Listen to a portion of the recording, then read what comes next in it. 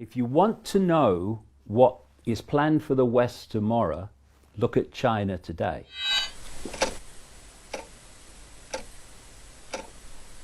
إننا نتجه صوب حكم عالمي استبدادي عسكري بالكامل تديره طغمة قليلة تملك السلطة المطلقة وبيدها سن جميع القوانين. إذا نجحوا في ذلك فلن يكون هناك من ملاذ ولا ملجأ للاختباء. فكروا في هذا. راقبت هذا النوع من العالم الذي وفرته لنا الطغمة المسيطرة، وكان علي أن أسأل ما هو نوع العالم الذي سنعيش فيه لو قيضت لهم السيطرة الكاملة والمطلقة على كل فرد منا على وجه المعمورة. في هذا النظام العالمي الجديد الذي يسعون إليه ستؤول السيطرة الكاملة فيه لطغمة قليلة من الناس على حياة جميع البشر من خلال نظام من المراقبة المتطفلة، اضطهاد عنيف من التفرقة الطبقية وعبودية الديون. تخيل وجود جزر صغيرة من الرخاء والازدهار يحيط بها بحر من الشقاء، حيث ستكون مهمات القوى العسكرية حماية الميسورين من المعوزين.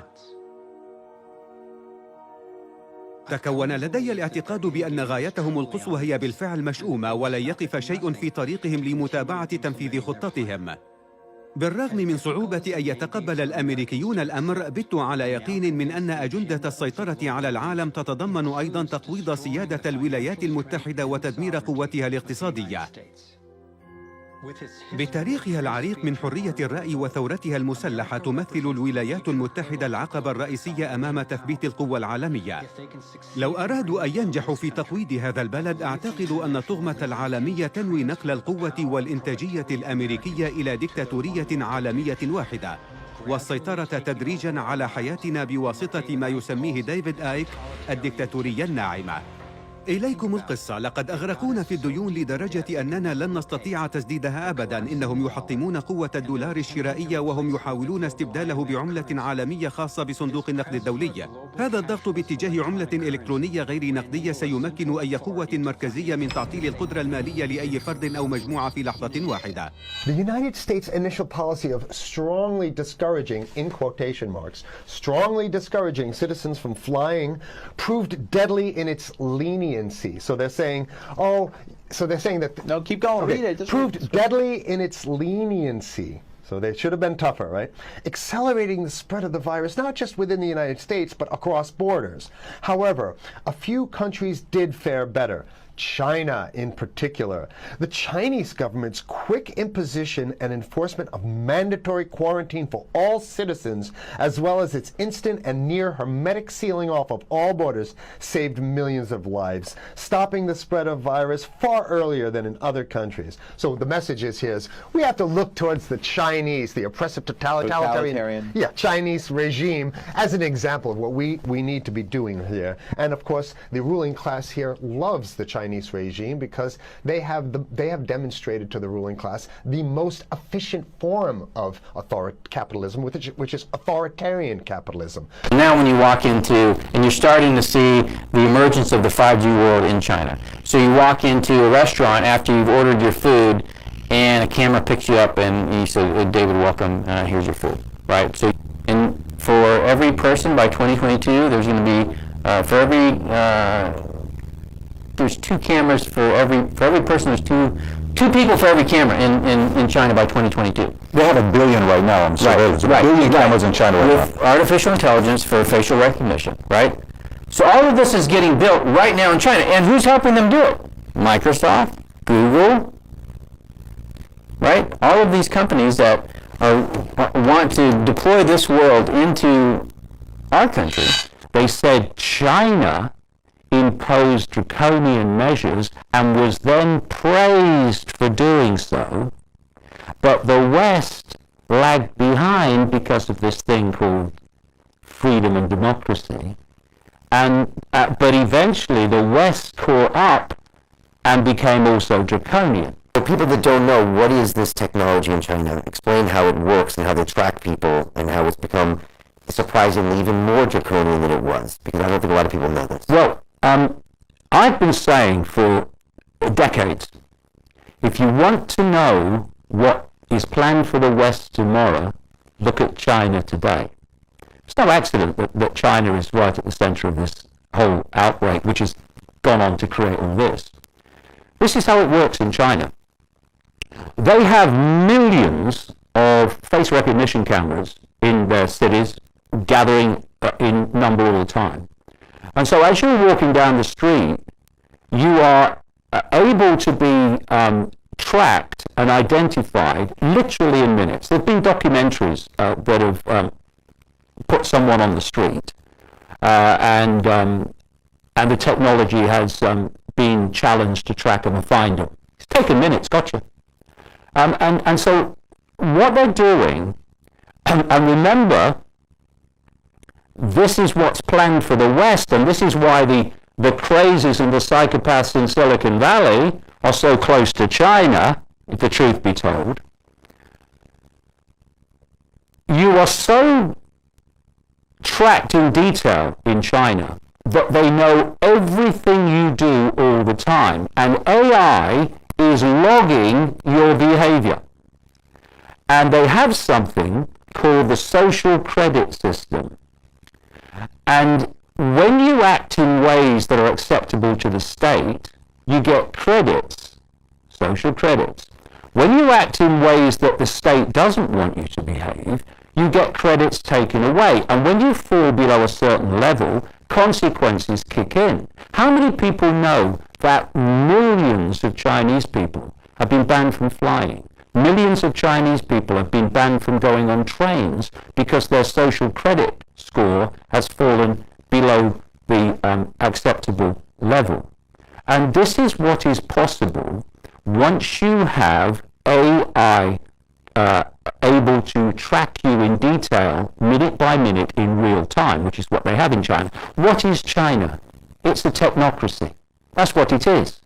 And if you look at China today, that's supposed to be the world tomorrow. Because this economic, viral, whatever you want to call it, war, for want of a term, China's meant to win it. And I don't mean the Chinese regime, and I certainly don't mean the Chinese people. I mean the Chinese model. The Chinese structure of society and its authoritarian imposition and AI technocracy, minute by minute, real-time tracking of the population, that is exactly what I've been describing is planned for the world for 30 years. The Chinese government collect an immense amount of data about their citizens, and they're using it in novel ways to tackle the coronavirus. Every time Wu Ming and I want to leave the apartment complex, she's got to scan her face, and those images, as well as the images from all the CCTV cameras in China, of which there are about 200 million, are fed into a central database and then analysed using machine learning. So it means basically if you're in sight of a camera, with about 5 on this crossroads, then it's likely that the Chinese government have analysed your face and know where you are. Another big source of data is the WeChat app. You might have heard of it.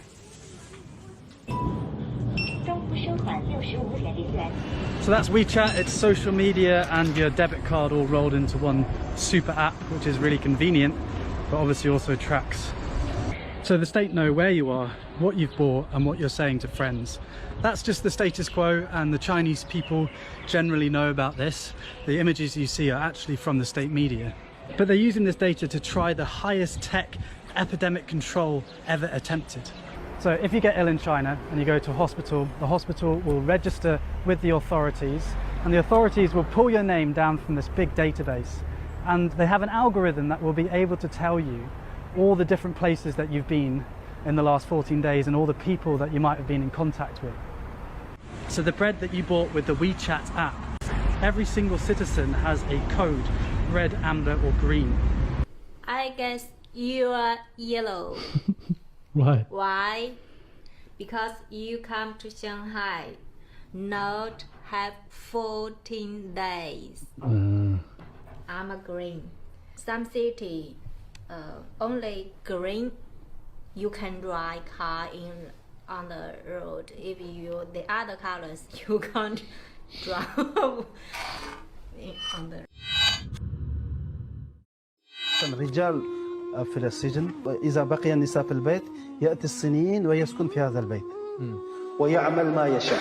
Xinjiang is the province where the US says China has detained up to 2 million people, nearly all Muslims, in camps over the last few years. هي المقاطعة التي جعلتها الصين مخبراً لنشر تقنيات التعرف على الوجوه. في كل شارع، في كل مسجد تجد كاميرات المراقبة، فهي تعتقل الذكور والإناث ومن جميع الطبقات الاجتماعية. مطالبين أيضاً أن يعلنوا حبهم للرئيس وللحزب الشيوعي.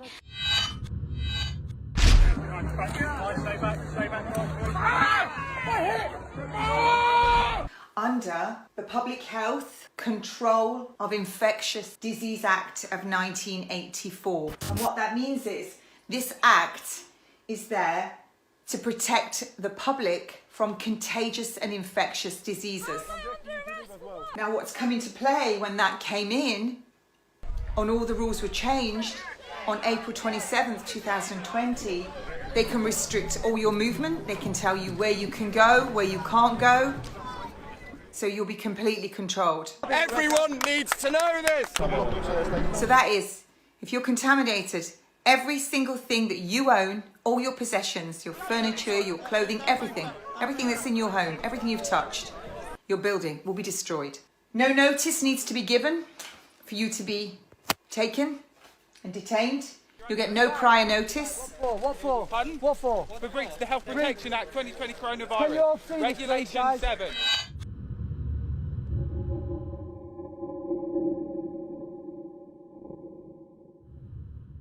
The police have got incredible powers here.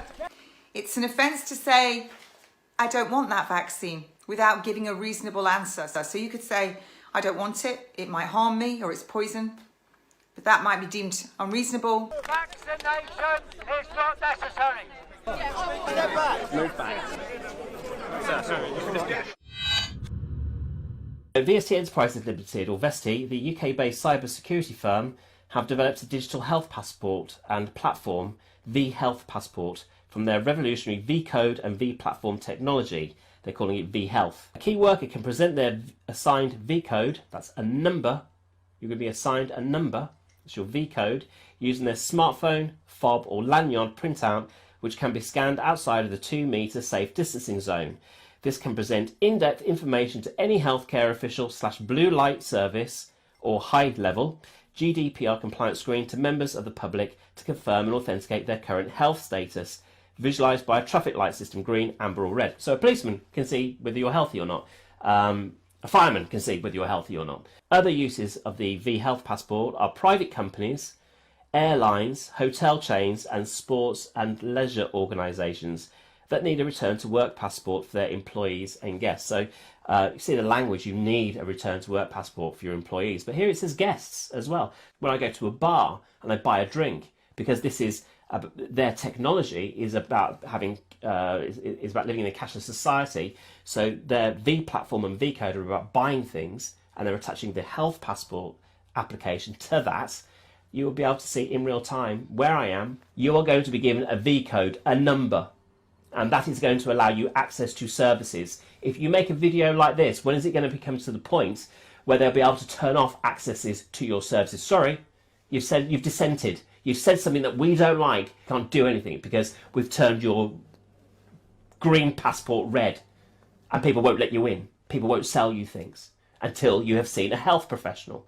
This is fascism. And so they'll be able to see in real time what you're buying, where you are, what you're doing. This is privacy. This is no more privacy at all.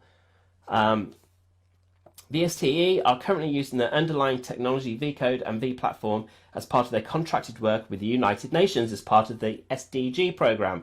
That's the Sustainable Development Programme 2030, which is about getting people into technology, about 9 billion people by 2030 into their technological system. Please, wherever you are in the world, we need your help. And we need your help now.